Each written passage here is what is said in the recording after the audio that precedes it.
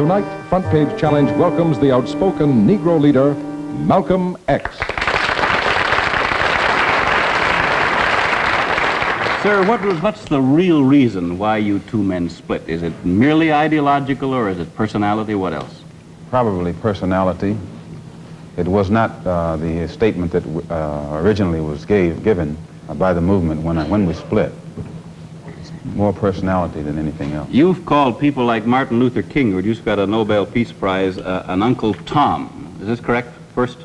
Well, I'd rather say that in the States, there's a law that has recently been passed, or a decision handed down by the court, wherein if you call someone an Uncle Tom, they can sue you for libel. Well, so I never refer to them as Uncle Toms. I would say that Uncle Martin is my friend. Uncle Martin is your friend, yet you would disagree with his approach to what he wants to accomplish. Definitely. If his approach would bring about what the black man in America needs to completely eliminate the problem that we have, I would say well and good. But I very much doubt that anyone who adopts the approach that Martin Luther King has been teaching to our people in that country can point to any meaningful gains that has actually served to solve the problem. Black Muslims have sometimes, whether you have or not, and I think probably you have sometimes, it seemed to me, been preaching hate to meet hate.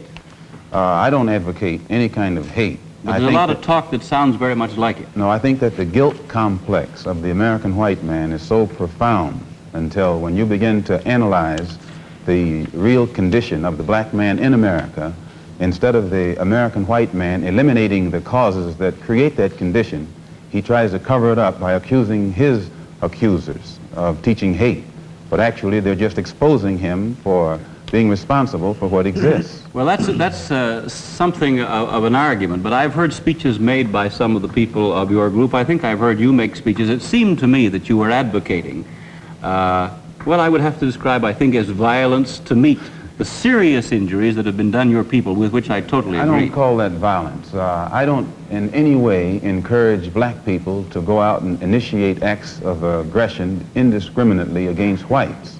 But I do believe that the black man in the United States and any human being, anywhere, is well within his right to do whatever is necessary, by any means necessary, to protect his life and property, especially in a country where the federal government itself has proven that it is either unable or unwilling to protect the lives and property of those human beings. Just before Pierre takes it, you've got a pretty good fighter and the world's heavyweight champion lined up with you to help out. Yes, Pierre. Well, Mr. X, if I guess I call you that, is that the proper appellation, yes. Mr. X? I'm wondering if you still believe, as I think you certainly did at the time you were allied to the black Muslim movement, in a segregated black nation in North America. I don't believe in any form of segregation or any form of racism. I'm against any form of segregation and against racism. Am I right in saying that the black Muslim movement, which you have left, did believe in that? Well, Elijah Muhammad taught his followers that the only solution was a separate state for black people. And as long as I thought he genuinely believed that himself, I believed in him and believed in his solution. But when I began to doubt that he himself believed that that was feasible, and I saw no kind of action designed to bring it into existence or bring it about, then I turned in a different direction.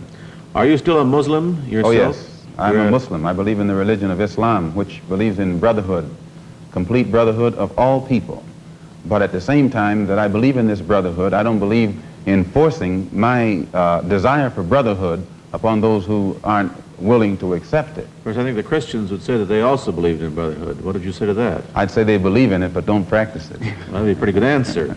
Sir, when the muezzin goes up in the minaret twice a day, he cries to the world, there is but one God, and he is Allah.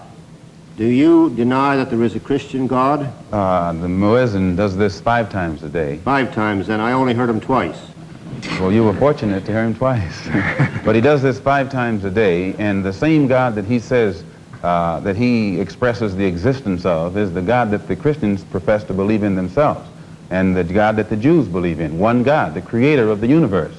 The Muslims believe in the God that created the universe, and I think the Christians do, and the Jews do. Now, as long as all of them are talking about the creator, the Jews may call him Jehovah, and Christians may have another name for him.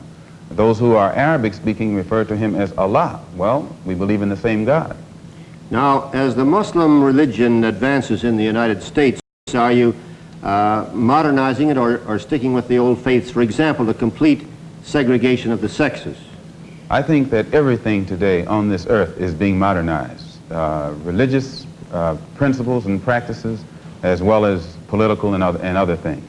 Now, when you went to Mecca, this is a very sacred and forbidden city. I tried to get to Mecca myself and certainly didn't make it, not being a Muslim. But how would they accept you as one? You're an American. There are few American Muslims. This is true, and by being an American and not having not being able to speak the Arabic language, I did strike a snag, a very serious snag. But I was fortunate to have been pretty well known by the officials in Arabia, and they knew too that I had accepted Orthodox Islam. It had been highly publicized in the paper, and I became a guest of the state. I was a guest of Prince Faisal, the present King Faisal, and they made it possible for me to go before the committee, Hajj committee or Hajj court, who examines you and asks you questions about your belief, and if you pass it, then you are okay to go to Mecca. But you would have to have a translator then. I had one. Then realizing that our problem in America, that we are black Americans and we have a problem that goes beyond religion, we formed a group known as the Organization of Afro-American Unity. And the objective of this organization, it's non-religious, number one. Any Negro can belong to it. And the objective of that organization is to bring about a condition that will guarantee respect and recognition of the 22 million black Americans as human beings. We feel that the problem, number one, of the black man in America is beyond America's ability to solve. It's a human problem, not an American problem or a Negro problem. And as a human problem or a world problem, we feel that it should be taken out of the jurisdiction of the United States government and the United States courts and taken into the United Nations in the same manner that the problems of the black man in South Africa, Angola, and other parts of the world, and even the way they're trying to bring the problems of the Jews in Russia into the United Nations because of violation of human rights. We believe that our problem is one not of violation of civil rights, but a violation of human rights. Not only are we denied the right to be a citizen in the United States, we're denied the right to be a human being. Mr. X, may I thank you very much for coming on our program and perhaps clearing away some of the cobwebs of misconception that some of us might have had about your belief. And I think you're a very sincere man, and it takes a lot of courage to admit a former belief is wrong, and we congratulate you for that and the service you performed tonight in giving us your views. Thank you so much, Mr. Thank you.